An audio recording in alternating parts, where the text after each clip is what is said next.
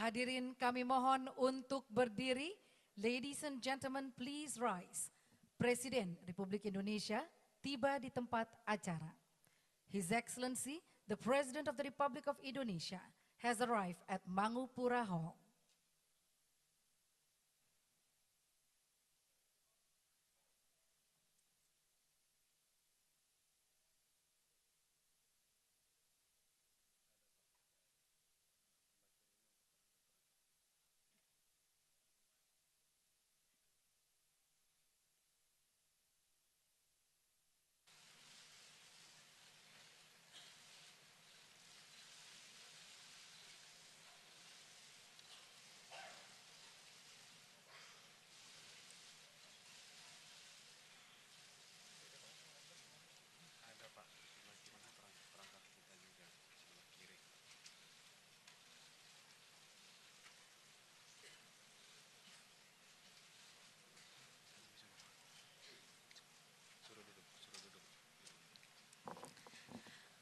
Hadirin disilakan duduk kembali.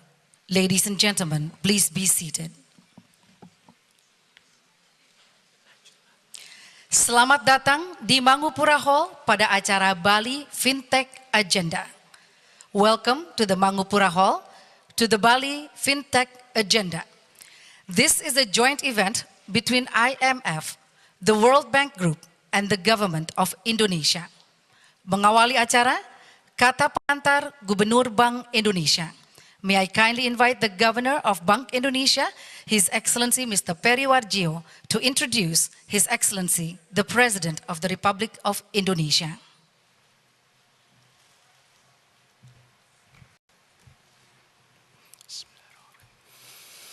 Your Excellency, the President of Republic Indonesia, Mr. Joko Widodo, Managing Director of the IMF, the President of the World Bank Group, Chairman of the IMAC, Development Committee, fellow governors, ministers, distinguished speakers, ladies and gentlemen.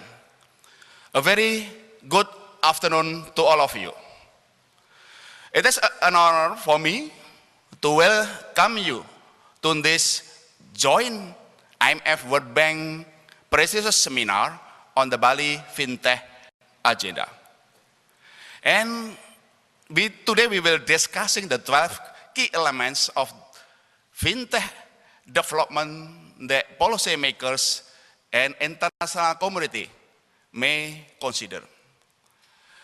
I am evenly great honor to introduce our first speaker, our President of Republik Indonesia, Mr. Joko Widodo.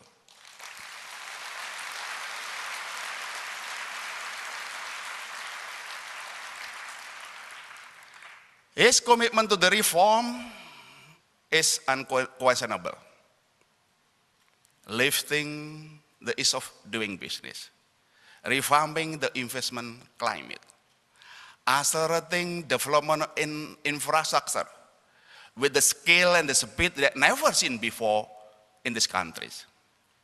He is a very humble person, close to the heart of the people through belusuan,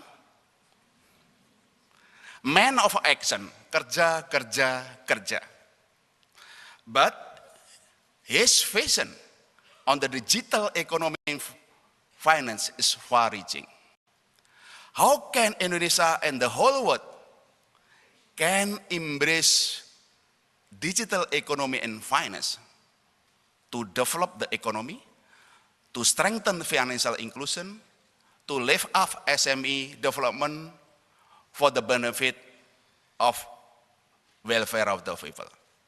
So, without further ado, we kindly invite the President Republic of Indonesia, Mr. Joko Widodo, to deliver his opening remark. Your Excellency, Mr. President, please.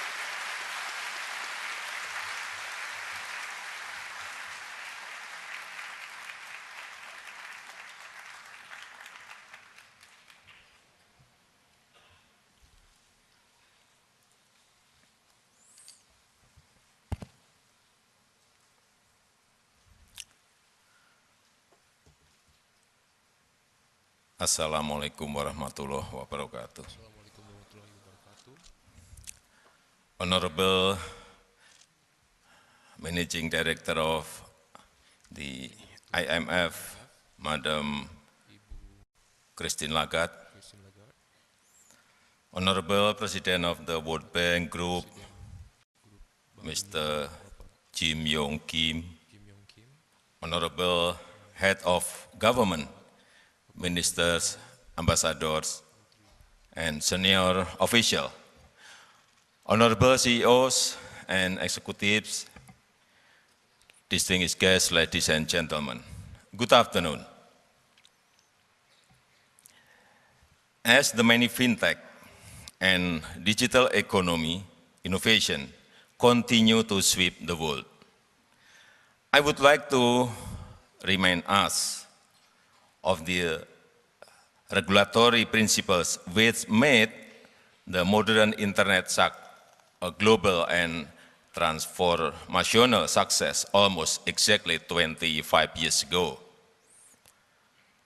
Arguably, the modern internet was born almost exactly 25 years ago with the creation in the United States of the first modern web process, namely Mosaic and Netscape Navigator.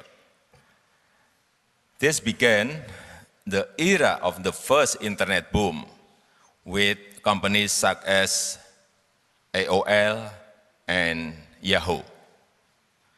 What made this first internet boom possible was a visionary policy decision by the administration of President Bill Clinton to create regulatory environment which came to be known by two principles,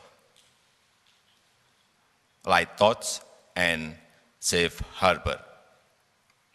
This very relaxed and welcoming regulatory environment first prevented excessive government interference too early in the process of innovation.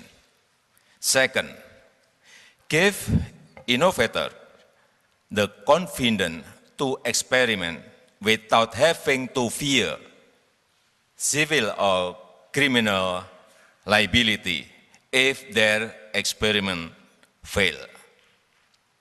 As a result, innovation flourished, creating not only great wealth and many economic benefits, but also laying the foundations for the modern internet of today. Today, we are again in the midst of another great flowering of internet-based innovation. And more dramatically, today's internet boom is reaching deep into the foundation of the economy, into the very payment that are the lifeblood of daily commerce. PayPal, Apple Pay, Alipay, WeChat Pay, and many other such innovations are transforming daily life for hundreds of millions of people around the world. Ladies and gentlemen, similar to the original internet boom 25 years ago, we should not rush to regulate these new innovations, but should allow innovation and experimentation to flourish first. That means we should once again approach this big wave of innovation with light touch regulation.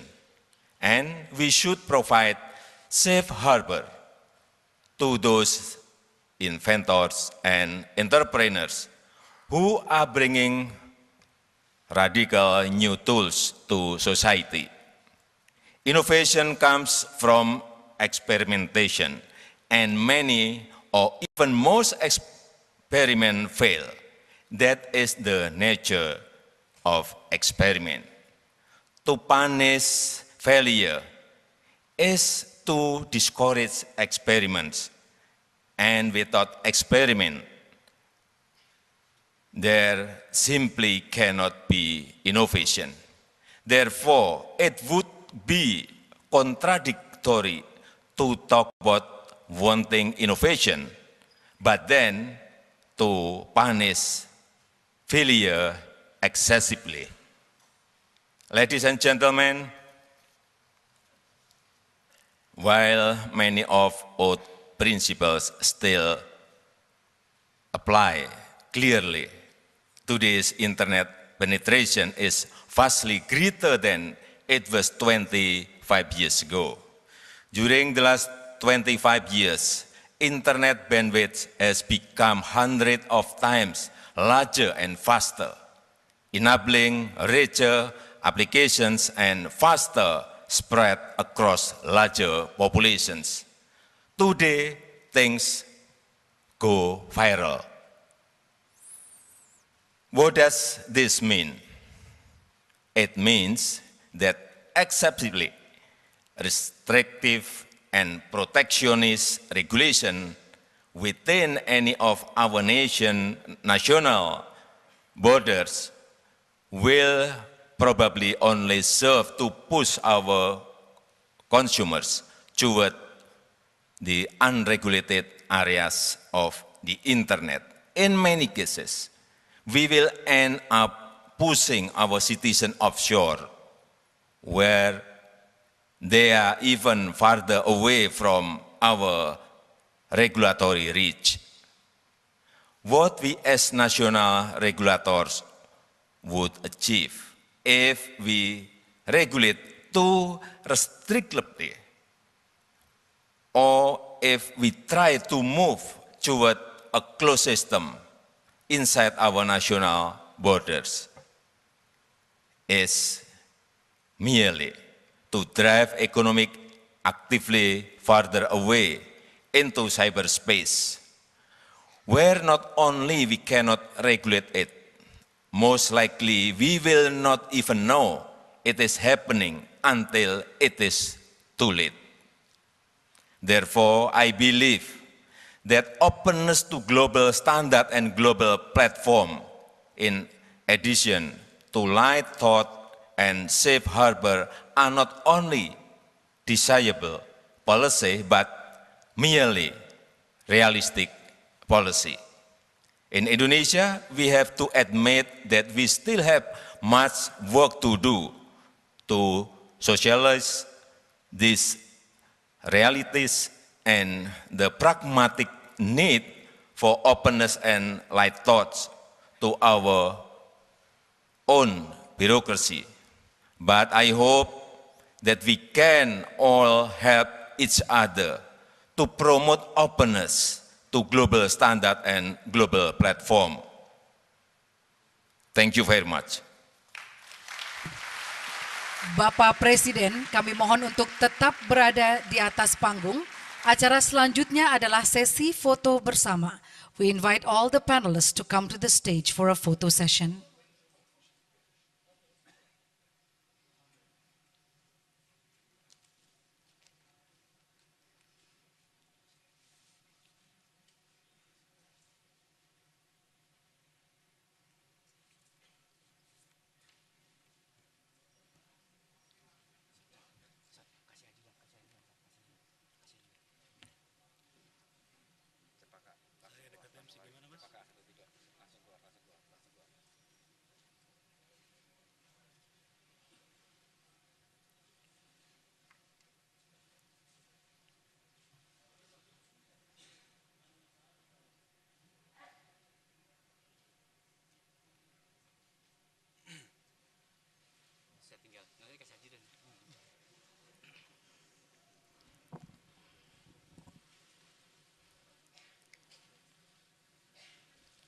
Please kindly smile.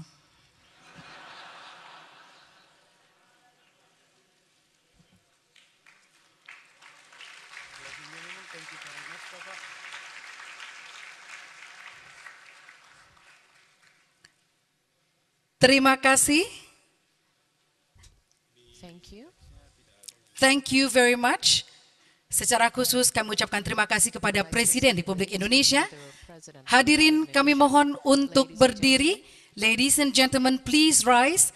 Presiden Republik Indonesia berkenan meninggalkan tempat acara. His Excellency the President of the Republic of Indonesia will now leave the Mangupura Hall.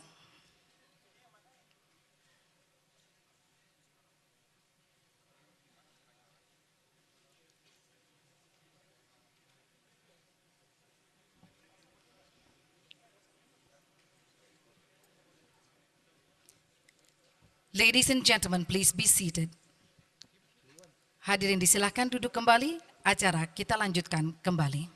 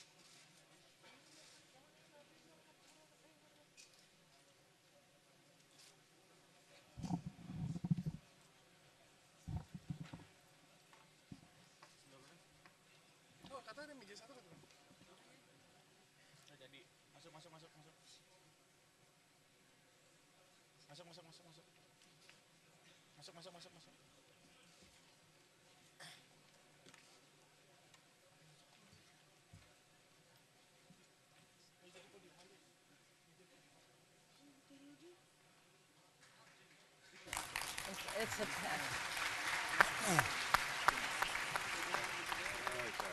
the whole, yeah, they just reported it's So, can you hear me okay? Can you hear me? Yeah, excellent, good.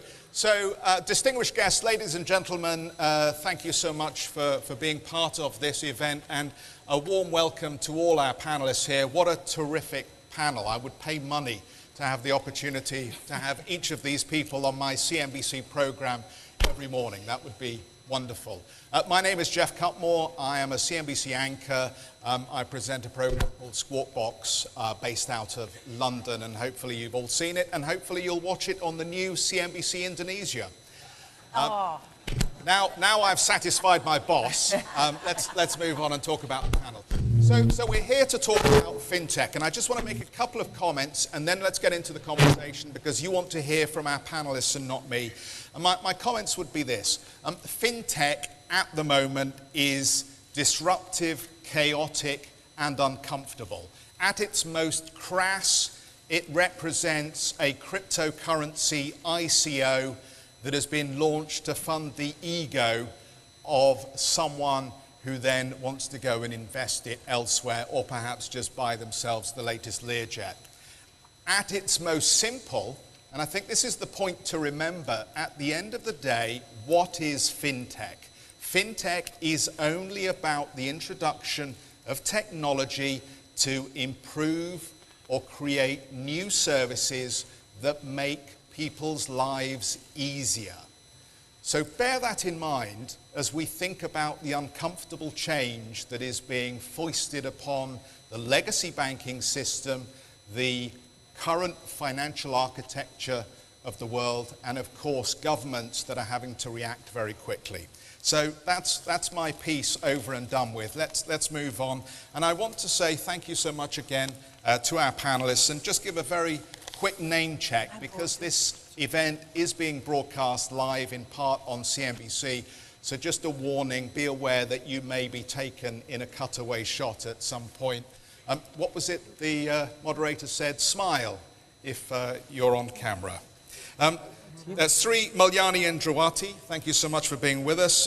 Development Committee Chair, and of course the Indonesian Finance Minister, Jim Yong Kim, the President of the World Bank, welcome. Christine Lagarde, Managing Director of the IMF, great to have you with us. Leseche Hanyaho, the Chair of the International Monetary Financial Affairs Committee, and of course the Governor of the South African Reserve Bank, welcome. And Mark Carney, Chair of the Financial Stability Board and Governor of the Bank of England. Let me, if I might, just get quick comments from each of you here. The Bali principles set out an agenda, and they also acknowledge the opportunity that technology is creating to transform the economic and the financial landscape. So, Madame Lagarde, if maybe I could start with you, and it's the same question for everybody, and that question is, from where you sit and the job you do, what are the key priorities in terms of this Bali agenda, and what should it focus on achieving? The Bali agenda comprises 12 key elements that we produce jointly with the World Bank. So it's a joint production of Jim's team, my team, to alert all our member countries to the key items that they need to check on their own priorities, on their own policies, to make sure that they obtain what President Jokowi was saying, in other words, reap the benefits of fintech and avoid the pitfalls of nasty stuff happening in the darkness and using fintech as a conduit to move money around. From my perspective as the IMF, two priorities. One is make sure that it is used in order to include as many people in the financial world. And second, make sure that it does not damage the financial stability that is a common good for all of us. President Kim. So I don't think this is working. Yeah, doesn't work. Sound. Don't mind? Give it a go. Thank you. Thank you. Do Christine, don't do that. Very good. So let me also start by thanking Christine and the IMF team. And I just want to congratulate our two teams that have worked so hard to put this agenda together. And so for us, the mission is to end poverty and boost shared prosperity. So it's looking around at some tremendous innovations, the Aadhaar system in India, M-Pesa system. There's so many different innovations, but they've been very localized. And so our goal is to make sure that everyone can benefit from it, but also our sense is that there are innovations in the technological world that can help us leapfrog generations of bad practice, generations that would take forever in terms of reducing corruption. We actually, we talked about cryptocurrencies, but we think distributed ledger has huge potential, and we issued the first blockchain bond in August, where we created, allocated, transferred, and managed the entire bond through blockchain technology. And what it did is it reduced paperwork and it reduced our cost. And we think that's something that could be extremely helpful in the future. So the focus is, we at the World Bank Group have just had to admit that we're not keeping up with all the latest developments, and we're not doing it in a way that would help our clients take advantage of the great things that are coming out of places like Silicon Valley, Israel, other places, but then also manage the downside by having a good policy environment. So we think there's huge potential. The financial inclusion, universal access to financial services by 2020 is one of our goals. It will not happen without deeper and deeper engagement with the technology world. But I think also what I've learned, and out of the last 4 weeks, I've spent a good part of 2 of them in Silicon Valley meeting with companies, and I'm just telling you that things are happening so quickly. Tom Friedman wrote this great book about the technology industry, and he said it was the first book that every 3 months he had to revise it completely, because in 3 months the premises of what he was writing about could have changed completely. That's how fast it's moving, and we at the World Bank and IMF, because we interact with so many countries that don't have a Silicon Valley, it is absolutely our responsibility to keep up with the changes. Thank you. Minister Indrawati. Yeah, I think this is the response of the IMF and World Bank when we discuss about many countries is really facing now what should we do. President Jokowi mentioned about two very important principles, light touch and safe harbor. But how we are going to be able to embrace, enable, reinforce and fostering this new technology, especially on the financial sector, while at the same time we are going to make sure that this change is not going to create a severely disruptive that is damaging the social as well as the economic stability. It's always this kind of constant tension.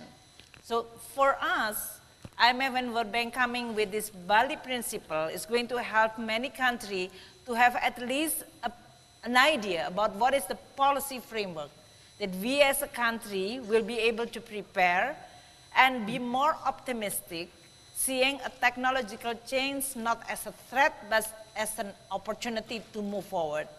But we also make sure that this light touch that the President Jokowi mentioned is going to make sure also safeguarding or protecting the consumer, and at the same time is not going to jeopardize the stability. This is really a very important time for many countries in the world.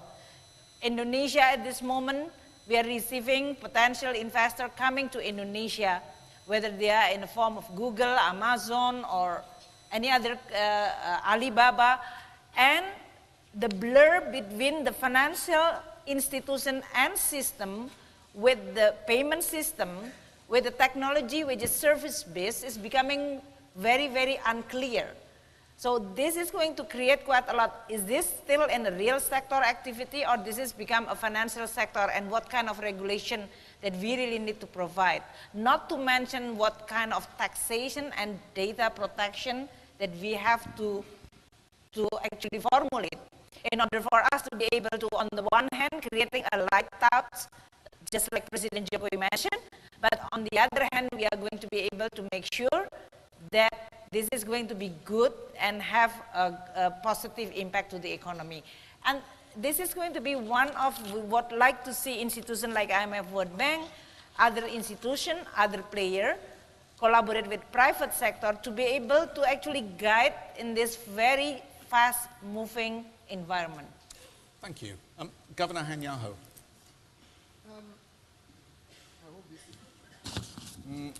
I think we're going to run another microphone onto the stage for you, if we could. I think that three quick points. If indeed what Fintech is doing is to deliver financial services in a smart way, we need smart regulators. And so what we are going to be faced with is that we need to be having regulators who are Fintech savvy. Naturally, when these things began to emerge, and you speak to supervisors and you say, there is these things happening, the natural instinct is, how do we regulate this thing? But let's turn this thing around and say, if as regulators we think that we protect users of financial services, and we would like users of financial services to have cost-effective services, then the narrative changes. And what I liked from the principles was that it was beginning to say that the objective of regulation is not just about stability of the system, but it's also about accessibility of financial services to the majority of our people. So you bring then the issue of financial inclusion here, and I will just round off this thing and split it into two. And then you could talk of domestic financial inclusion, which means that it could actually make the delivery of even government services much more accessible for people, much more cost effective. And in a way, to deliver some of these things, some of the technologies, you do not necessarily need a smartphone. The phones that people are having, there are lots of services that you could actually roll out to people. So for me, that is the first thing.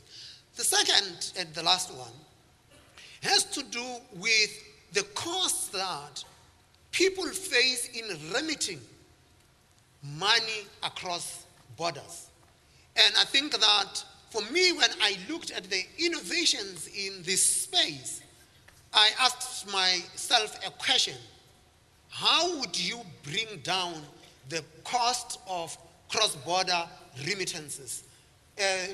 Mostly, I think that it's the World Bank studies that showed the importance of remittances from the developed world to the developing countries, and the cost that people are actually experiencing in delivering these things. And what I'm drawing from these principles is that they are striking a necessary balance between protecting the financial system against abuse, and at the same time focusing on you could actually bring more people into the financial sector. Thank you. Governor Carney. Okay, it's working. Let me make 3 points, but first I would just want to commend the World Bank and the IMF for this initiative and the President for his sponsorship of it. I think what we're all saying, and picking up where Governor Netanyahu started, is we're all looking to embrace the promise of fintech. And we have to go very quickly to what it actually means for people and businesses. So it's financial inclusion globally, it's financial inclusion in all our societies, it's access to more services, keener pricing, more competition, but it's also financial inclusion for micro, small, and medium-sized enterprises, the same quality of access to finance and service as large multinational corporations, something we don't have in any of our economies today. And it's also to improve the resilience of the financial system. And I think we all think that done properly, fintech can add to the resilience of the financial system. So that's the first point, embracing its promise. The second is to get practical and say, well, and this is part of the agenda, is how do you enable those new technologies? What do we actually do as you move back from the consumer to the technology? What can we as authorities do? And part of it goes right into the infrastructure that we oversee. So I'll use an example in the UK, which is the large value payment system. It's called RTGS. The central bankers in the room all oversee similar ones. What we're doing is we're reforming that so that it is a plug-and-play system, that the innovators that the President spoke of, they can figure out different ways to plug into that system, bypass the banks, have direct access, and then provide more cost-effective services. Now, one of the big opportunities there is exactly what Governor Netanyahu just said, which is around cross-border payments. They are currently 10 times the cost, at least, of domestic payments. Unacceptable. We're working with the Bank of Canada and the MOS, both governors are here, of looking at other ways of lowering those through DLT and other technologies. But just by changing the access to your core system, you can start to make progress here. There's issues around data. Let me make one quick point on that, if I may. We can empower digital IDs globally, the same ID for corporations. We've done it in the financial sector. We work together on this for the derivative markets. There's now 1.2 million LEIs, legal entity identifiers. This is highly efficient. We should spread it across corporate identifiers so that everybody in the world can instantly know the client. That's the way you also supercharge cross-border payments. Let me move to my last point, which is around competition and empowering competition. A big emphasis on that in this agenda. I mentioned equality of access to the core of the system. That's one way you empower competition. So non-bank payment service providers have the same rights as banks to access the core of the system. What about non-banks being able to deposit with the central bank, having access to lender of last resort? The President spoke of light touch, or I'd prefer, and I'm under the control of the chair of the FCA is here with his sandbox, proportionate regulation, early on proportionate regulation as that innovation is happening, and also proportionate and quick access to licenses so people can get out and experiment. And again, in the UK, that's what we have focused on. So what I like about this agenda, just to finish, is it goes high level but very quickly brings you to the practical. What can we as authorities do to help create an environment for that innovation? Thank you very much. I mean, the context in different countries is obviously different, but the outcomes are very similar in some ways. And particularly here, it feels that the issue of inclusion and poverty reduction is a key one when it comes to embracing some of these technologies as they're applicable to perhaps disparate communities spread wide, mobile technology that can be utilized very effectively. President Kim, can I just ask you to make some specific points about that issue and how that affects what you do? So technology is having a lot of different effects in developing countries, and I talk about this all the time. One of the definite effects it's having is it's raising everyone's aspirations. So if everyone gets access to broadband, and we actively are trying to ensure that everyone has access to broadband by 2025 or so, then what you'll see is everyone will be able to see how everyone else lives, their aspirations go up, very specifically their reference income, the income to which they compare their own, goes up. And so expectations are very high. And then if you look at, so what else is technology potentially doing to paths out of poverty? And you know, the story I tell all the time is in Bangladesh, the number of new jobs in the garment industry has dropped precipitously in the last 5 to 10 years. And part of it is because the Bangladeshi factory owners are buying robots to make clothes. They can a sew bot, it's called, SCW bot, can sew a shirt in half the time that the most efficient Bangladeshi worker can do it. And so those are they see what they can have. Technology is going to affect the workplace. And so the question is, are there new models that come out of the fintech world that now can be applied to go around the normal development process? You know, agriculture, light manufacturing, heavy industry has been the assumption in development economics that all countries eventually will go through that, and the competition will be over lower wages. Well, the assumption now is that lower wages is not really going to be a competitive advantage. And so what do you do? And outside, Christine and I went through and met some of the financial innovators, and I think there's great hope that some of those models, our friends Eric and Candace from Ant Financial were out there. You know, if you're on the Alibaba or Tencent WeChat systems, you can get up to $150,000 in 2 seconds, because they don't need to shake your hand and do the regular know your customer type things. They know from your online behavior whether you can handle a $150,000 loan.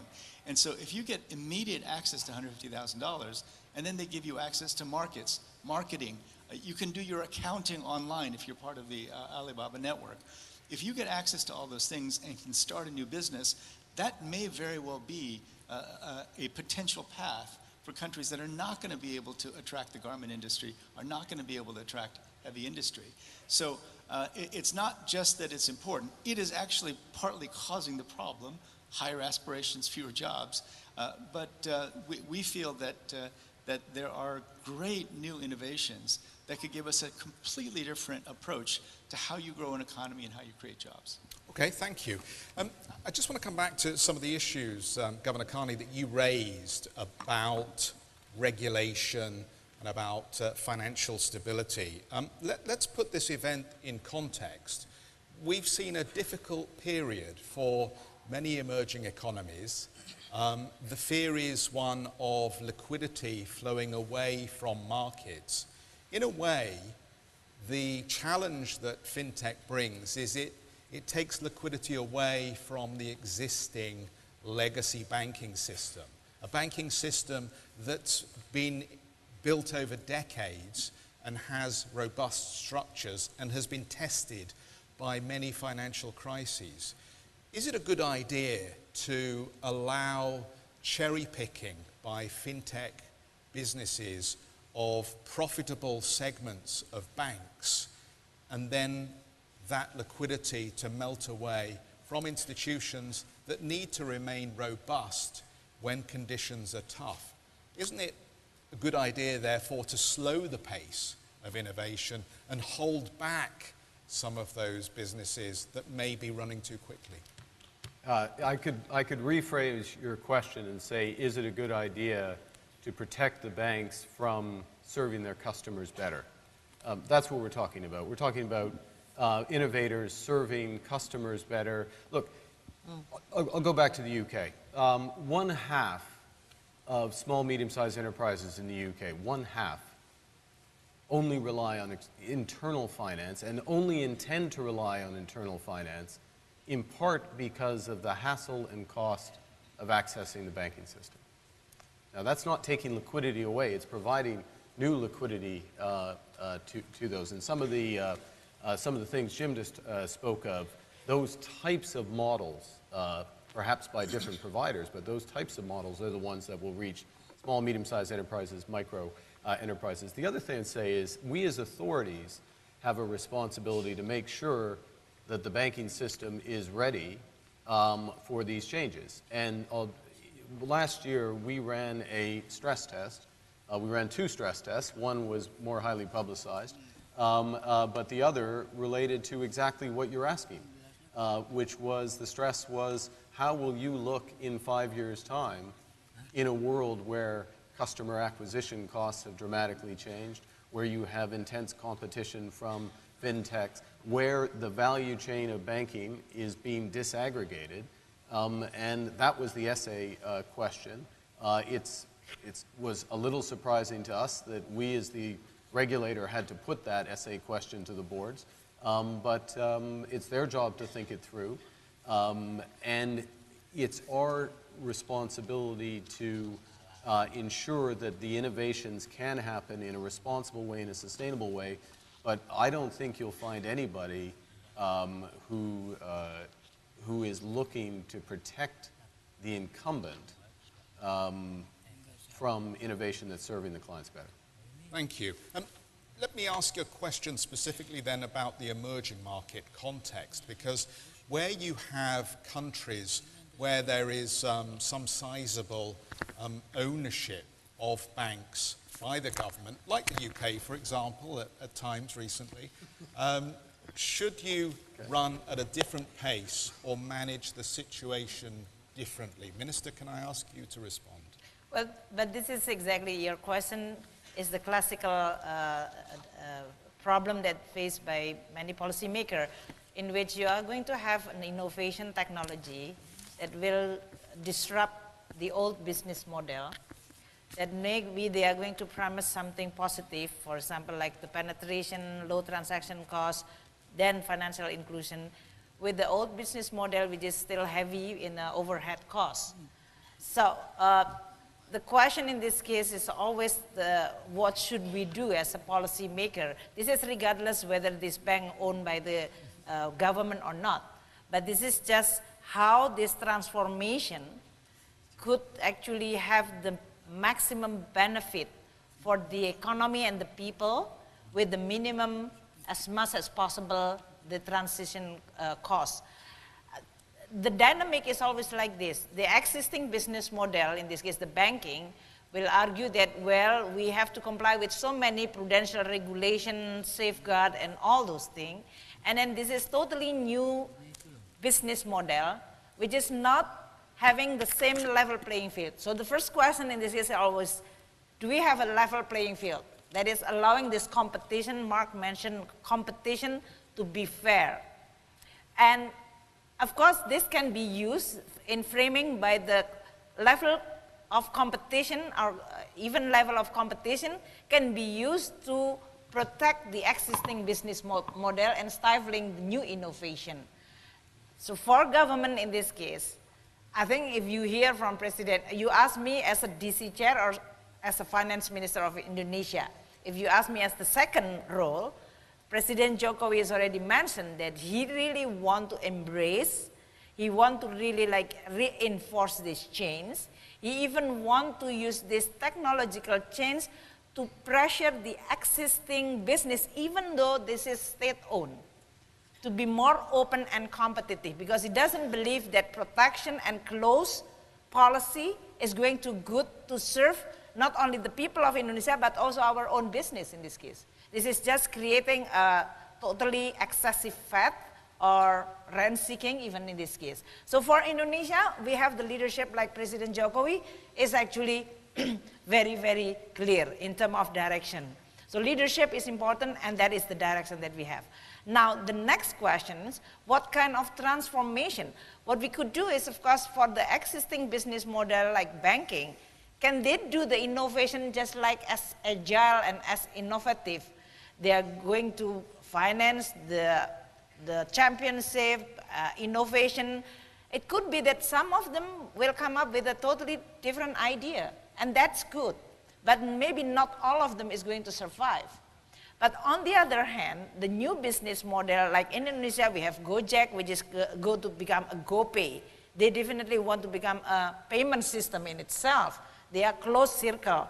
This is something that then threatening the business model of the old banking system, in which you have a brick and mortar, and that's creating a huge overhead cost. And the government of Indonesia is allowing that to prosper, the new innovation to develop. And we still have to struggle about how we create a level playing field. Central bank and OJK, that is Financial Sector Authority, have to make sure that there is also an element of customer protection. Not to mention, I think, taxation from my side. And then the last thing on the data and data protection. I think this is still very evolving. I do hope that this Bali principle, which IMF World Bank providing us, as well as all other the discussion that we have in the G20 or an OECD, is going to provide government ability to respond in a more aligned with the need to change itself. My own role as a finance minister, we engage, we communicate, I invite them, we discuss, we try to understand their business model, and then what kind of fiscal policy, taxation that is going to be able to continue providing a safe space for them to innovate, while at the same time providing time for the old business model, a signal that, hey, you need to change. This is coming, and it is now in front of your door. So this kind of policy response, which we try to do. I don't think that it is perfect, but I think we learn from other countries, and we learn from many discussions among policymakers as well as engagement with the private sector. Governor Hanyaho, you talked about smart technology needs smart regulators. Does that mean it needs necessarily a new crop of regulators, probably under 30, who understand the technology maybe a little better than the existing regulators who license bricks and mortar banks as it is? Because this technology has the potential to leapfrog the old legacy banking industries that we have in the developed world, but it also has the potential to sidestep the existing regulation. And tax is one area that is particularly tricky at the moment with technology companies. So how do you address that? Just, three things.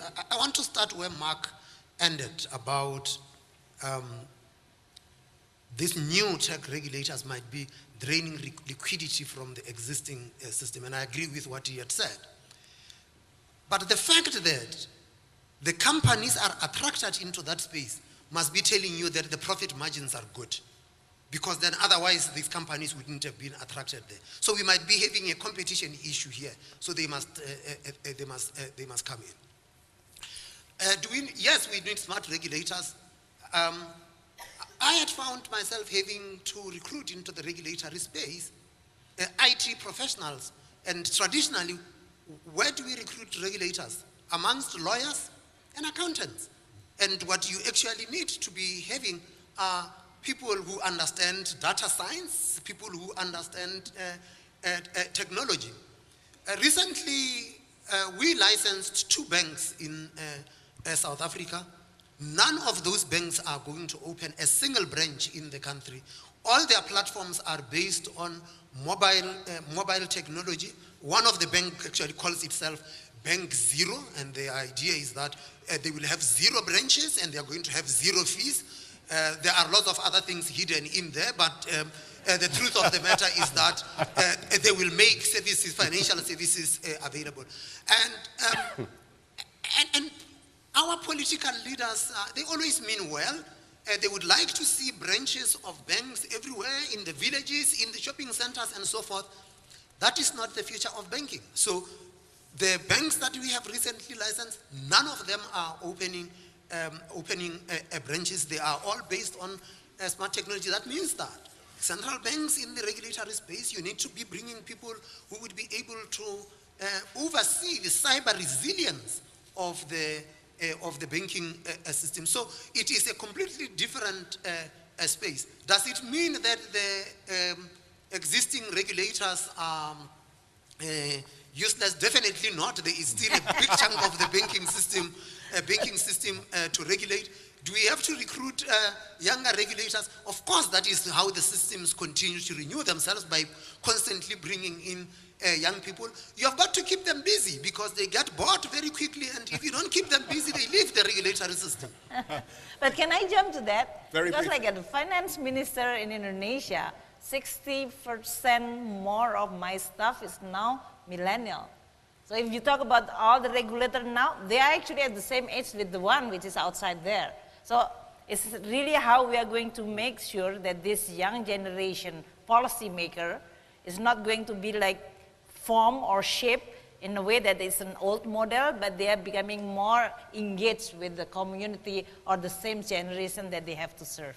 So we've heard a lot about the benefits, we've heard a little bit about the challenges, and we've heard about the opportunity, I think, from President Kim here. I think, Madam Lagarde, my question would be, is there a general principle, or indeed 12 principles, that help us strike the right balance then between the benefits of this innovation and clearly some of the risks? Yes, and that's really the whole point of this Bali agenda, which we were working on, which President Jokowi encouraged us to accelerate and to launch now. You know, the beauty of it is that it tries to secure the benefits arising out of the system and to guard against the risks that are out there. I'm a little bit concerned when I hear President Jokowi talk about the light touch, because it reminds me of the soft touch regulations that we had just before the financial crisis in 2008. So to that, I would certainly prefer that we use the Bali agenda as the source coming out of Indonesia for this proportionate regulation that Mark was talking about. Because what we have here is, you know, disruption that is caused by a lot of innovators out there, and it doesn't belong to the advanced economies, it doesn't belong to a category of people.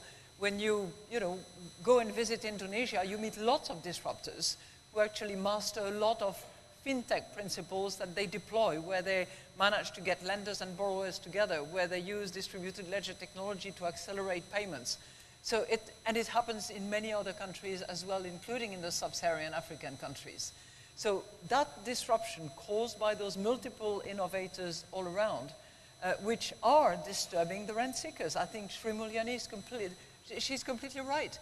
And the banks who feel disrupted are now looking at DLT massively. I think if you talk to any consultants in DLT, they'll say that their big clients at the moment are the banks. So they know what's coming, they see it, and hopefully we will manage to get some good productivity out of that process, because we need that productivity badly. Additional point that I would like to make, actually 2 points. One is, I think in the Bali agenda, we point very directly to the risk of what I would call, as a former lawyer, forum shopping. In other words, if there is no international cooperation, if there is no adherence to those Bali agenda key elements, then there is a risk that somewhere, somehow, the regulatory environment will be conducive to an abuse of the system, and will be the leak through which unwanted, unnecessary business is being conducted. So, you know, my critical point here is, it is not prescriptive, it is not either light or heavy, but it's a very strong agenda for all countries to actually look at each principle and ask themselves, am I addressing this issue? Am I protecting consumers? Am I guarding against the instability risk? And am I restricting innovation, which should not be the case? Last point, to my friend the governor's issue. They should be young, they should be innovative, but they should be both in the RegFin environment, but also in the sub-fin environment. Supervisors and regulators must be equipped to appreciate whether a marketplace is in fact a marketplace or whether it's actually taking deposit and eventually stepping into the banking system. Because if we cannot guarantee that, then we're going to face problems that we faced in the past whenever we had soft touch to the extreme. And let me just bring this very much up to date with the messages we've heard this week from the IMF and the World Bank about the risks of a trade war between the United States and China. The new risk, it seems to me, is that technology becomes a casualty or the next frontier in that battle, and that we end up with two internets and competing payment systems and competing P2P tech advances and so on. How worried would you be about that development if that is indeed the direction we go in? I think if that was to happen, and if it was not just two, I think it would be three that we're talking about, because the data aspect comes into play, and you could end up with a sort of US-dominated, Europe-dominated, China-dominated different regions. But that would certainly hamper the productivity and the benefit that can be unleashed from an international system that is protected against instability risks. Governor Carney, you want to come in? Let me just make a point to link to the core agenda of the fund and the bank at these and other meetings, and the FinTech agenda, which in the end it's about inclusive growth, making globalization work for all. And one of the great opportunities of FinTech is that we can make tremendous advances on an age-old problem, which is knowing your client. It's an issue for anti-money laundering, counterterrorism financing, but it's also just an issue of the frictions of operating in the financial system, wherever you operate, whether it's here in Bali or in Birmingham or beyond. And through linking data sets, having clear identifiers, you can know your client everywhere. And last point, in a world that is a global economy that's redistributing itself, it's much more peer-to-peer, it's much more distributed, it's global supply chains. This is the promise of inclusive globalization. FinTech can help make that work. And so we, on the technocratic side, if I can, apologies to the minister, you cross over the two, but you've been a technocrat, and you will be again, I hope. But we on the technocratic side, we have you still are, we have the ability to build that framework that supports truly inclusive globalization. Now, what happens with the trading system happens with the trading system, but this agenda can make it happen. But the beauty is that you have low barrier to entry, Yeah. and it can happen anywhere. Yeah. And you have the ability to scale, which can actually turn a system into something that works, is profitable, and can disrupt. And just to wrap up, if I could just throw in a slightly off-topic question, but I think it is relevant. One of the important issues is clearly that we have trust and integrity in our regulators and our policymakers. And is it helpful in that context, can I ask our two governors, that the word crazy has been thrown around in the last 24 hours? I guess Mr. Powell may be in the audience, but briefly, could I ask our two governors just to respond to that? Does it in any way demean the integrity of the institution of the central bank when that kind of comment comes from the leader of the state? I didn't see the comment, and I'm not sure if it had to do with FinTech. Well, it was President Trump, if you want to know, who said it twice about the Federal Reserve. I don't respond to what presidents say, but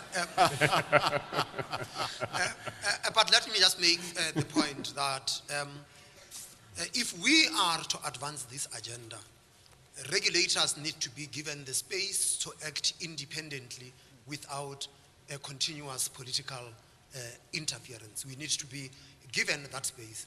And if we are to promote innovation within the confines of our mandates, we need to be having that space. I think that central banking and the institution of central banking and the role central banks play it's an area of contestation. It happens in the best of democracies. You will have contestation in society about institutions, and I think that we shouldn't take our eye off the ball, that institutions matter, and quality institutions matter even more. And if we are to advance this agenda successfully, we need to leave quality institutions to operate in the manner that they are designed to operate. You've brought us very much back on topic, I think, and it is relevant. Governor Carney. I think the sanest way to answer that question is to associate myself entirely with Lesetja's answer. I'll just say one thing, though, on this topic, is that of the many qualities of Chair Powell,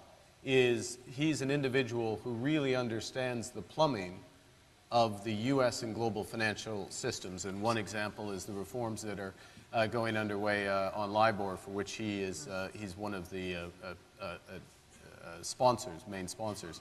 And that's an incredible advantage for the system at a time that the system is changing, to have someone in his position who has that level of technocratic expertise.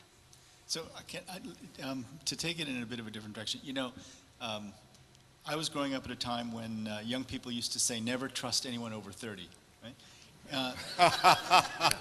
And they don't now? And the thing is, at our institutions, it's almost the opposite. We never trust anyone under 30.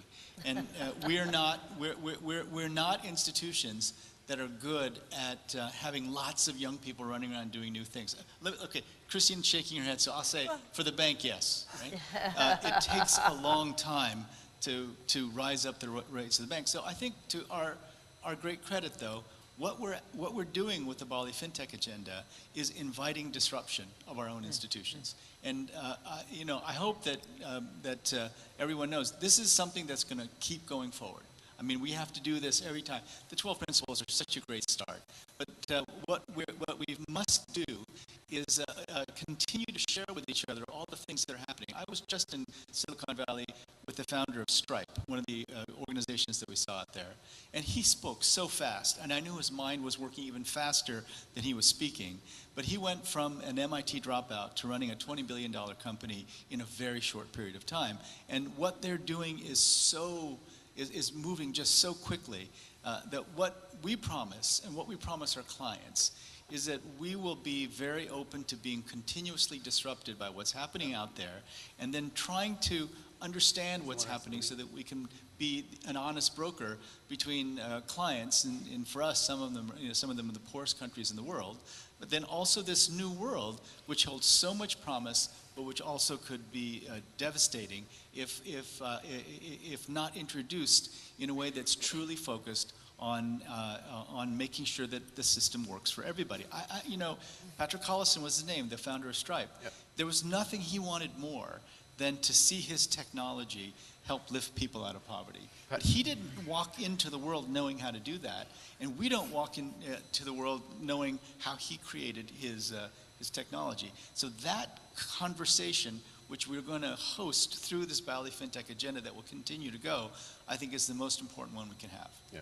President Kim, thank you. I'm getting a wrap-up signal here, but Governor Carney, you're waving more furiously. Oh, no, one of the reasons why Patrick speaks so rapidly is that he has a clock that counts down the number of seconds he has left in his life in his office. So very quickly, I'm just going to make a different point, which if you want to change the world, yes, you can go to Israel, Silicon Valley, you can go to some of the other hotspots of tech, but you can also come to some of these organizations, because it is at this time when these core changes are going to be made, or not, to the enabling infrastructure that can help really bring finance to everyone in a way that brings inclusive growth. So some of those under 30s come here. Madame Lagarde, do you want the last word, or with your indulgence, should I wrap up? You know, as Jim was saying, the problem is that they're all getting younger and we are getting older. And on that bombshell, as they say, can we please thank our panel for their wonderful contribution, and thank you so much for joining us.